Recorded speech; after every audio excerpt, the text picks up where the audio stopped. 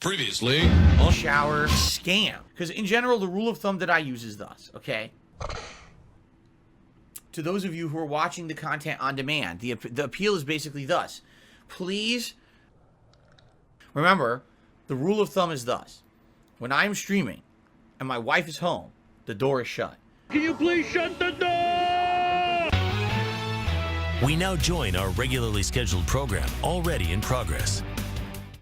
By the way, I just want to say something. Shower scam. I love your content so much, and you'll always be my favorite YouTuber. Keep up the amazing work. That you can usually believe. To some extent. Of course, don't fall for it like the Watch Dogs fiasco a decade ago where they showed off gameplay that wasn't even gameplay. No one cares about what you're saying right now. No one. So stop. But for the most part, yeah, it's pretty sad. I don't think you can. I think the best way to go about it is thus. Let's say you're interested in a game, but you're on the fence about it. Do not watch a show. Wait for release day. I know this is going to take an incredible amount of self-control, because the problem with the human condition is we all have to buy into hype and be a part of that hype. Correct? We have to. Please watch my videos and like me and love me and make me famous. Please, you have to watch me. I'm so ugly and nobody likes me. You guys have to watch me. Right? Are people more supportive? Do people want it more as a daytime stream? If not, And we do it again, and it ends up basically not doing well. As a day stream, we can easily turn it into a late night chill stream style game. But just understand then, we're not getting anywhere in it very, very soon. You know, late night chill stream games are only 2 hours a pop. Is it chill if I chill right here? I just want to make sure it's chill. and You know, usually play them about twice a week, maybe 3 times if you really push hard, and I schedule it a lot. but you just don't make as much progress. Right? But listen, it's not the game or the controller. It's your brain. Your brain sucks at video games. And especially a game like Fallout 4, you know the game is long, plus it has DLCs, which I don't know if anyone was interested in seeing me play them, but I have the DLCs. Right? And I just feel like, I want to keep playing it. I'm actually really enjoying it. but maybe this is a case where really it was just based around height, and sadly, if people are just going to trail off and not care about it anymore, then maybe we do have to move on. And if that's the question, then what do we move on to? Because like I said, there's really nothing going on right now. What if my life has essentially gone to hell? I hate my work, I'm unhealthy, I hate the trajectory and the path I'm going down, and honestly, I basically think that I'm going nowhere. I was going to balance Fallout 4 and Another Crab's Treasure for the next 2 weeks while we had variety on the night streams, having Street Fighter 6 or Helldivers 2, or maybe every once in a while a Star Wars stream. And of course, at some point during May, I was planning on starting my co-op playthrough with my wife when we finally got a schedule set. Why? Why are you lying about that? So I was set until the end of the month when new stuff started hitting. But now I don't know. Right?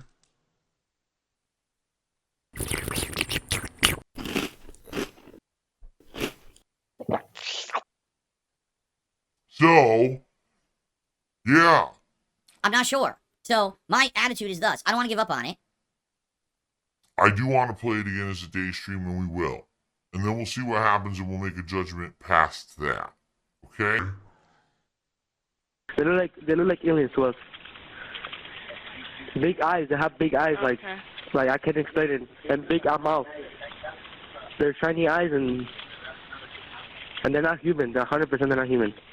So it's not the game, it's the time slot? I don't even know what else to say about that, right? Maybe what it is. There are just certain games that do well in certain time slots. And others that don't? And maybe that's just what it is. I don't know. I am a chronic excuse maker. How do I stop making excuses and get things done? You know, for me, I've enjoyed my month in Helldivers 2. I feel like we're getting to the point where my loadout is going to reach almost optimal. We're almost. To the point where I can unlock a new, what do they call it, War Bond? We're at 920 of the credits, and you need 1,000 to unlock the War Bond, which is a whole new thing of loadouts of skills and things. Or not skills, but weapons and things. So, I'm excited. A few moments later. Last night, we were supposed to play Helldivers 2. I booted up the game, we started walking around, and immediately everyone was like, just not feeling it. Helldivers 2, I hate to say it, it's kind of ran its course for me. I played it for about a month. You have about 20 hours of gameplay. There's just not enough to do in the game anymore. So your business isn't making money. I'm sure you're asking yourself, what the heck do I do? You know, for that. I want to do it. I've put effort into this game. Like I said, pretty much 20 hours of gameplay in the last month that I've really enjoyed. And I want to keep playing it, but... Hey, you! What? Stop skin picking! It's not that easy.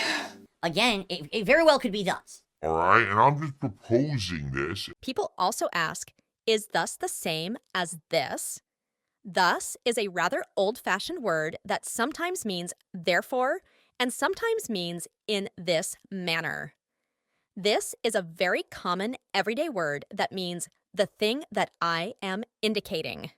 The words have very little in common except their spelling. And you guys can answer me, I don't know. This is a game that really shines when you have a team. Where people are communicating and there's camaraderie and stuff like that. As you know, I'm not going to play it like that. I don't play any games like that, and that's not going to change. This guy is fucking stupid! Okay, I got so distracted. What was I saying? That was I finished talking about Street Fighter 6, right? We're done for that? Okay. So distracted. Alright. That's what he does. He wants attention, he distracts you. Alright. So... Today, let's talk about today's schedule and the schedule for the week. But I want to talk about a lot today's Fightcade. So let's do that. So today... The schedule is thus.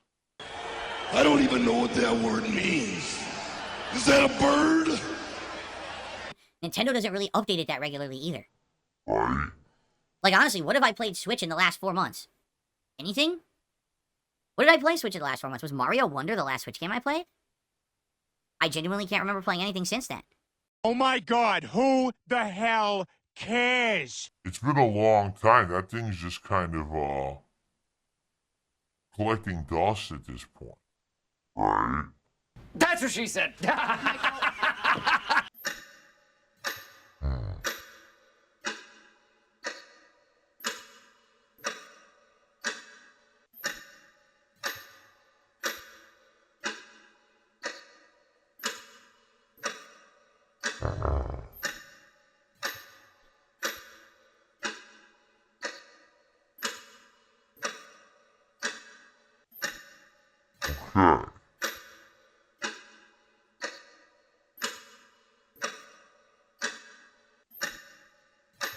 Most entertaining content creator of the year. Alright, anything else, guys? Any other questions or concerns? My only concern is if you start Fallout 4, don't get it stuck in a playthrough for 2-3 months. The thing is, again, if we're gonna play games like that, The attitude should be thus. we are not committing to having to play the whole thing. We're not committing to playing this game for months and months. It's just, right now people want it because Fallout is hot, and the new version's coming out in a little over a week. Oh, man, bro. It finally happened to me. It finally happened to you, boy. I'm a hype beast, man. Your boy is a hype beast, bro. Okay. So now, you're playing the new one, and I'll be honest, it feels like I'm playing the first one. Like, I'm not actually sure what they improved, outside of, like, I think the classes are different. Like, in the original game, I think that there was a class that was a hybrid archer, but also, like, thief rogue type, so you could climb on enemies and stab them in their weak points, but also you could shoot the bow, and in this game, they're 2 separate classes. So they tweaked some things. But to the most part, it feels like you're playing Dragon's Dogma 1 12 years later. It really does. It feels like it's the same game. I'm not saying that's a bad thing. I liked Dragon's Dogma 1. But I remember how it went back then. So... Maybe, guys, the problem is that you are boring. After last night, and by the way, attendance for a late night stream was pretty good. Alright.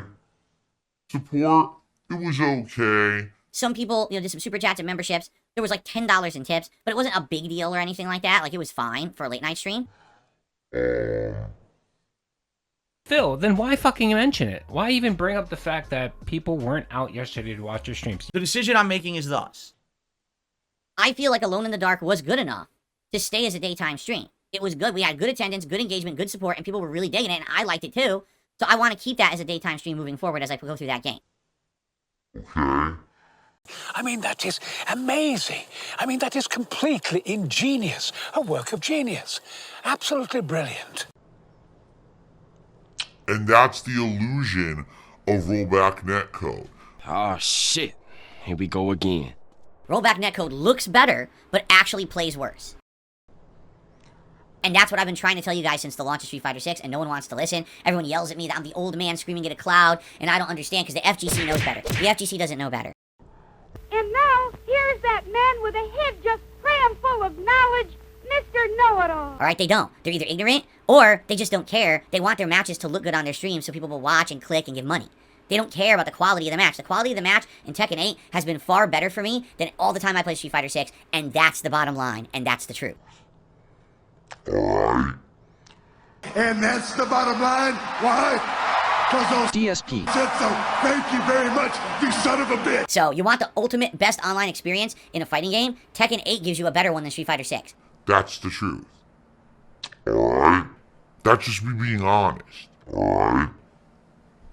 Okay, now. Continuing on. So what happened in Tekken 8 is thus. I started playing with my characters who I knew from previous Tekken games, like Paul and King. Now, I didn't know high-level strategies with them, but I just kind of flubbed around, and I did pretty good. Alright? Shit's weak! Shit's weak!